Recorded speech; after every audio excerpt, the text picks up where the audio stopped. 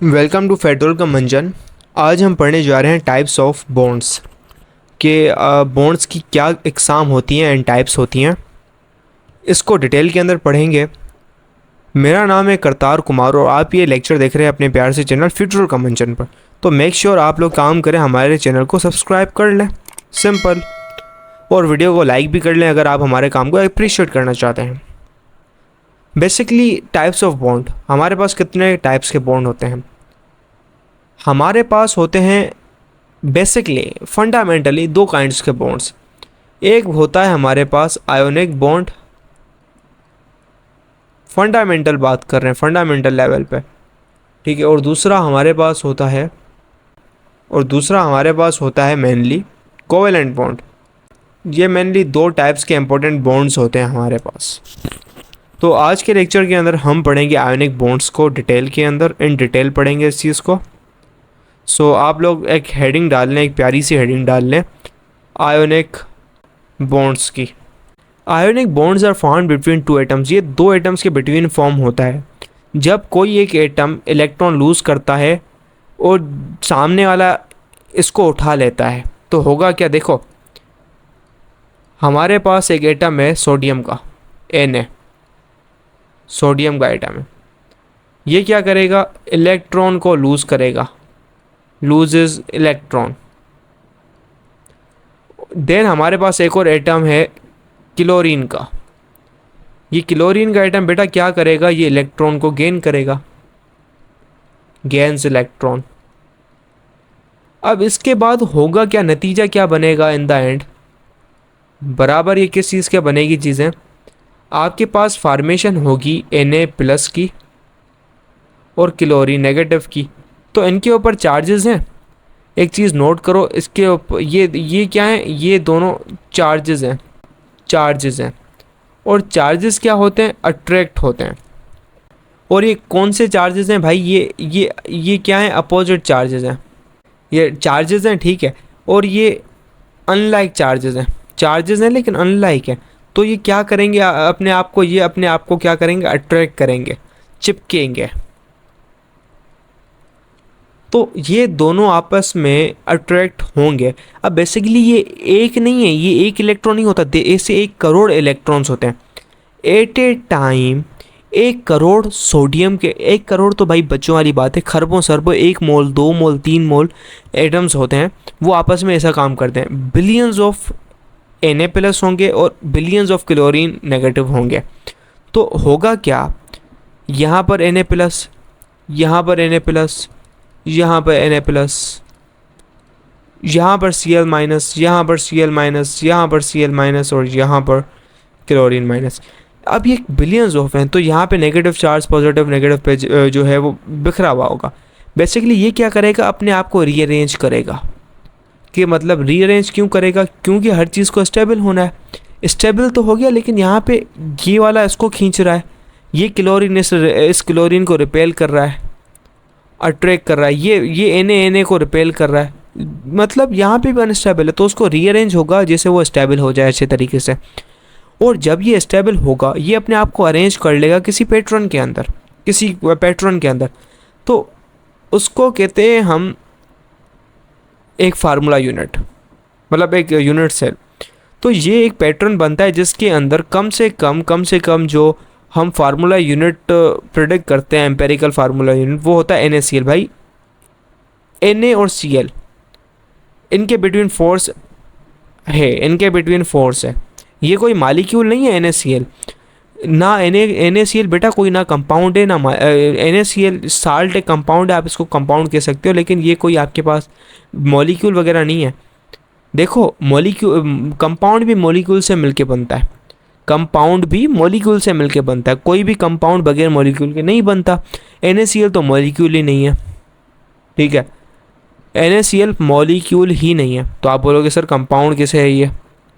बेटा साल्ट जो कंपाउंड है ना आपके पास, अब कंपाउंड आपके पास मॉलिक्यूल से मिलके भी बनता है और दूसरी चीज़ फार्मूला यूनिट से मिलके भी बनता है। मतलब आपके पास जो कंपाउंड होता क्या है? बेसिकली कंपाउंड सैंपल होता है एक, जो आपको मिला है। सैंपल क्या हो सकता है? या तो आपके पास मिक्सचर हो सकता है या तो कंपाउंड हो सकता है। मैंने आपको समझाया था फर्स्ट चैप्टर के अंदर। तो NaCl क्या है, कंपाउंड है। कैसे भाई, ये एक सैंपल है, you directly get the sample. अब इसका मॉलिक्यूल कोई एग्जिस्ट नहीं करता, इस कंपाउंड का कोई मॉलिक्यूल नहीं है। हाँ, कम से कम एक रेशो के अंदर एक Na के साथ एक Cl, मतलब रेशो, उसका रेशो ये होता है भाई कितने Na हैं कितने Cl है, इनका जो रेशो आता है वो होता है एक Na के साथ एक Cl है। अब ये हकीकत में नहीं है, मतलब हमने खाली एक रेशो निकाला हुआ है इसका, ठीक है। तो in the end you get NaCl, Na plus chlorine minus. अब इन ऑल जो है सोडियम के बिटवीन, इनके बिटवीन जो फोर्सेस एग्जिस्ट होती हैं, फोर्सेस एग्जिस्ट करती हैं, उस फोर्स का नाम है आयोनिक बॉन्ड। ये कैसे आया है, इलेक्ट्रॉन के ट्रांसफ़र से। ये कैसे आया है इसको समझना ज़रूरी है। ये आया है आपका जो इलेक्ट्रॉन था, इलेक्ट्रॉन के ट्रांसफ़र से। It appear after the transfer of electron. भाई इलेक्ट्रॉन जाएगा तभी ये काम होगा। Got it. ये वो एनायन और कैटायन की फॉर्मेशन हो गई इनके बिटवीन, ठीक है। तो यहाँ पे आपके पास क्या है, ये आपके पास होमवर्क्स हैं, ये आप खुद ही करें जाके, ये आपका काम है, ये हमारा मतलब नहीं है इसके ऊपर वास्ता। ये आप खुद देखो समझो, अगर नहीं समझा कमेंट कर लेना, अलग से वीडियो बना देंगे हम, ठीक है।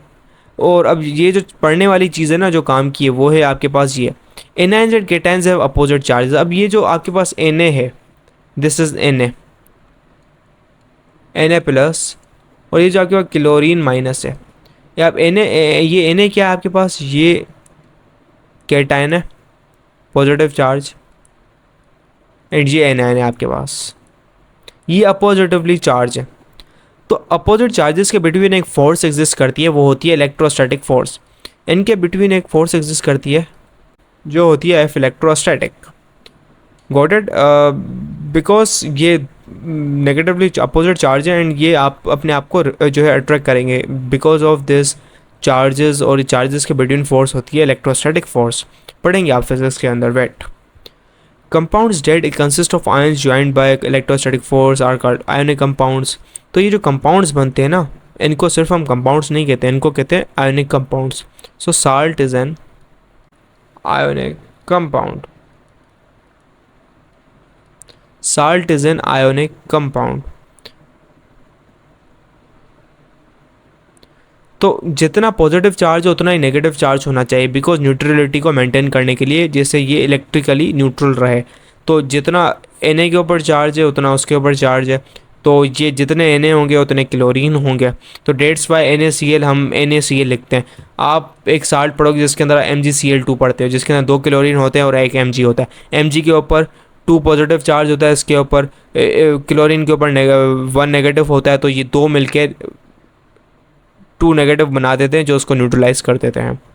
Got it. सो ये था हमारे पास आयोनिक कंपाउंड्स। इन दोनों के बिटवीन ये जो फोर्स होती है इसको कहते हैं, इस बॉन्ड को कहते हैं आयोनिक बॉन्ड।